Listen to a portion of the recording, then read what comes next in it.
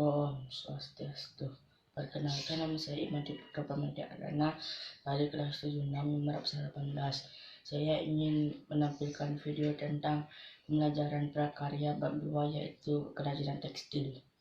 Om Swastiastu. Kali ini saya akan menjelaskan tugas prakarya bab 2 mengenai kerajinan tekstil. Peta materi, kerajinan tekstil, fungsi dan prinsip kerajinan tekstil, jenis dan karakteristik kerajinan tekstil, proses produksi kerajinan tekstil, bahan kerajinan tekstil, alat produksi kerajinan tekstil, kemasan kerajinan tekstil, contoh proyek kerajinan tekstil. Fungsi dan prinsip kerajinan tekstil. Tekstil adalah sebuah bahan berasal dari serat yang diolah menjadi benang atau kain untuk dijadikan sebagai bahan pembuatan pakaian atau kerajinan lainnya. Berikut diuraikan berbagai tujuan dari produk kerajinan tekstil. 1. Fungsi penghias. Kerajinan dibuat sebagai hiasan dan tidak memiliki makna tertentu selain menghias. Contohnya hiasan dinding. 2. Fungsi benda pakai. Kerajinan dibuat berdasarkan tujuan untuk digunakan sebagai kebutuhan sehari-hari. Contohnya busana, tas, dan aksesoris. 3. Fungsi kelengkapan ritual. Kerajinan yang mengandung simbol-simbol tertentu dan berfungsi sebagai benda magis berkaitan dengan kepercayaan dan spiritual. Contohnya ulus yang dikenakan saat upacara pernikahan, pemakaman, dan pesta adat lainnya. 4. Fungsi simbolik. Kerajinan tekstil tradisional sebagai hiasan juga berfungsi melambangkan hal tertentu yang berhubungan dengan nilai spiritual.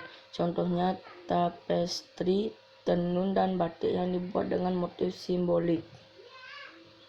B. Jenis dan karakteristik kerajinan tekstil. Berikut bahan tekstil dikelompokkan menurut jenisnya. 1. Serat alam, yaitu serat yang berasal dari alam.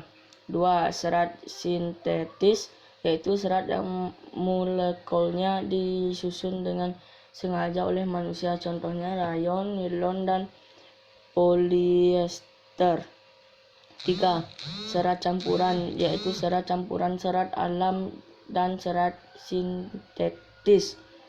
Berikut 2 teknik dalam pembuatan kerajinan tekstil, yaitu struktural dan dekoratif. A. Struktural. Teknik adalah susunan garis, bentuk, warna, dan tekstur dari suatu kerajinan tekstil yang dibentuk dari bahan yang dijalin sesuai teknik pembuatannya. Contohnya tas yang dibuat dengan teknik rajut. B. Dekoratif. Teknik adalah sentuhan atau perlakuan yang diberikan pada permukaan busana yang memperindah penampilan. C. Proses produksi kerajinan tekstil. 1. Kerajinan tapestri. Istilah tapestri berasal dari kata tapestry, bahasa Prancis yang berarti penutup lantai, atau bahasa Latin trapezium, sedangkan dalam bahasa Indonesia disebut permadani. Tapestri adalah sebuah teknik membuat karya tekstil dengan cara menenun benang-benang, serat-serat, dan bahan lain. Alat dan bahan pembuatan tapestri yaitu A. Bentangan spanaram, digunakan untuk mengaitkan benang lungis dan lanjinan pakan yang membentuk corak atau motif. Tenunan spandram dapat dibuat dengan bahan kayu yang salah satu sisanya saling berhadapan, diberi paku dengan ukuran 1 cm antar pakunya. B. Gunting. C. Sisir, digunakan untuk merapatkan benang-benang yang sudah ditenun. D. Paku penggulungan, digunakan untuk menyisipkan benang pakan pada benang lungis sehingga membentuk corak atau motif tertentu. Jarum pipih kayu, berfungsi untuk memasukkan benang pakan.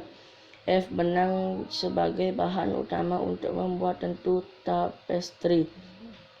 Teknik tapestri ada dua diantaranya.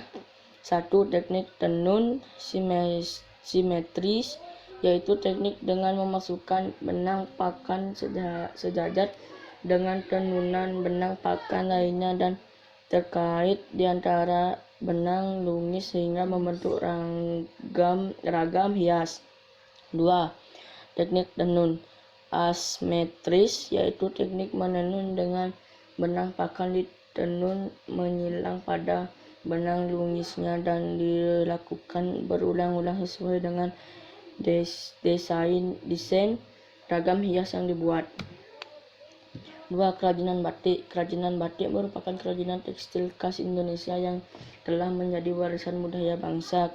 Kekhasan batik tercermin dari banyak motif batik yang ada di Indonesia. Batik pedalaman klasik adalah pekategorian batik yang berkembang di masa lalu. Dahulu pembatik hanya ditemui di daerah pedalaman. Selain itu juga tidak sembarangan orang dapat melakukan proses pembatikan sehingga jarang dijumpai di lingkungan masyarakat luas. Batik pesisir adalah batik yang berkembang di masyarakat yang tinggal di luar benteng keraton sebagai akibat dari pengaruh budaya daerah di luar Pulau Jawa. Selain itu, adanya pengaruh budaya asing seperti Cina dan India, termasuk agama Hindu dan Buddha. Hal ini menyebabkan batik tumbuh dengan berbagai corak yang beraneka ragam. Beberapa contoh motif batik pesisir yaitu motif turmutum yang merupakan lambang cinta kasih yang tulus tanpa syarat abadi dan semakin lama semakin terasa subur berkembang. Turuntum, motif bunga dan tumbuhan memiliki makna untuk selalu menjaga kelestarian alam. Bahan produksi batik. Kain putih yang biasanya berbahan kartun malam atau lilin adalah bahan yang dipergunakan untuk membatikan. Sebelum digunakan, lilin dicairkan terlebih dahulu di atas kompor. Lilin akan menutupi bagian kain yang tidak diwarnai. Zat pewarna digunakan untuk mewarnai kain. Terdapat dua jenis zat pewarna, yaitu pewarna sintetis dan pewarna alami. Pewarna sintetis untuk batik terdiri dari naphthol, indigosol, reaktif, dan frozen. Pewarna alami contohnya kayu kacang, kulit manggis, daun indigo, dan jelawe. B. Alat produksi batik. Canting adalah alat yang dipakai untuk memindahkan atau mengambil cairan. Canting berfungsi sebagai peda yang diisi lilin malam cair sebagai tintanya. Canting juga ada yang lebih modern, yaitu canting elektrik. Kemudian juga ada canting cap yang terbuat dari tembaga yang berbentuk sesuai dengan gambar atau motif yang dikehendaki. Kompor adalah alat yang digunakan untuk membuat api untuk memanaskan lilin. C. Proses pembuatan batik. Ada 3 teknik dalam pembuatan batik, yaitu teknik cap, teknik tulis, serta teknik campuran tulis dan cap. Batik tulis dikerjakan menggunakan canting dengan lilin. Berikut istilah yang digunakan dalam pembatikan. 1. Nganji, yaitu pemberian kanji setelah kain dicuci. 2. Ngeplom, yaitu penghalusan permukaan kain dengan cara dipukul menggunakan alat pemukul dari kayu agar kain tidak kaku dan mudah menyerap warna. 3. Nyunging, yaitu membuat pola di atas kertas. B. Nguplak, yaitu menjiplak pola dari kertas ke kain. 5. Lowong, yaitu memberi lilin pada kain sesuai pola. 6. Ngiseni, yaitu memberi hiasan motif ke dalam pola besar. 7. Nembok, yaitu penutupan pada bagian-bagian tertentu dengan lilin agar terlihat tetap berwarna putih saat dilorot. 8. Nyolet, yaitu memberi warna dengan kuas atau kayu dengan ujung spons. 9. Nyelup, yaitu memberi warna pada kain dan pencelupan. 10. Mopok, yaitu memberi isian pada latar belakang pola. 11. Ngelorot, yaitu membuang lilin yang sudah tidak diperlukan lagi agar motif batik terlihat.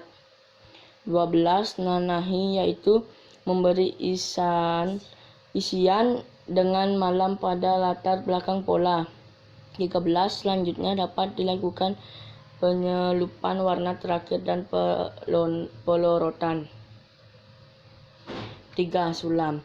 Sulam atau bordir merupakan hiasan dari benang yang dijahitkan pada kain. Pada umumnya sulaman dengan benang menggunakan beberapa jenis tusuk dasar seperti tusuk silang, tusuk lurus, diagonal, tusuk ikal, dan tusuk bintang. Hasil akhir sulaman dapat dibedakan seperti berikut. A. Sulaman datar, hasil sulaman rata dengan permukaan kain. B. Sulaman kerawang, hasil sulaman berlubang-lubang, misalnya untuk taplak meja dan pinggiran kebaya. C. Sulam timbul hasil sulaman membentuk tekstur di permukaan kain sesuai motif yang dibuat. Pertanyaan, ada 3. 1. Sebutkan fungsi kerajinan tekstil. 2. Sebutkan 3 contoh kerajinan tekstil modern sebagai pelengkap interior. 3. Apa yang dimaksud dengan tapestry? Kesimpulan, tekstil adalah bahan yang berasal dari serat yang diolah menjadi benang lalu dirajut atau ditenun menjadi kain sebagai bahan untuk pembuatan busana dan berbagai produk kerajinan tekstil lainnya. 2. Kerajinan tekstil adalah produk yang memanfaatkan bahan baku tekstil yang tersedia dan dikerjakan secara manual, dihasilkan melalui keterampilan tangan dan dengan alat bantu sederhana dalam jumlah yang terbatas. 3. Setiap daerah memiliki ciri khas kerajinan tekstil. 4. Teknik pembuatan kerajinan tekstil terdiri dari tenun, serat sulam, batik, jahit, aplikasi, dan sebagainya. 5. Kemasan merupakan wadah sebuah produk kerajinan yang dapat melindungi produk, memudahkan penggunaan produk, memperindah penampilan produk, dan meningkatkan nilai jual sebuah produk. Om Santi Santi Santi Om. Sekian video dari saya. Jika ada kesalahan mohon dimaafkan. Terima kasih. Om Santi Santi Santi Om.